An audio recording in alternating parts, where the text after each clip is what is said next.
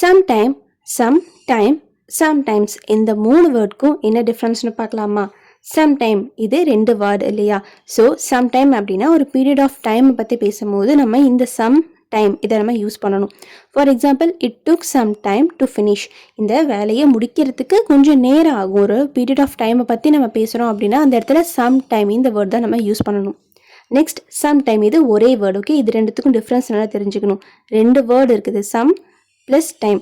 இது ஒரே word sometime. இந்த சம்டைம் நம்ம எப்போ யூஸ் பண்ணுவோம்னா அன்ஸ்பெசிஃபிக் டைம், குறிப்பிட்ட ஒரு டைமை மென்ஷன் பண்ணாமல் ஃபியூச்சரில் ஏதோ ஒரு டைம்னு சொல்லும் போது இந்த சம்டைம் நம்ம யூஸ் பண்ணுவோம். For example, come to my house sometime.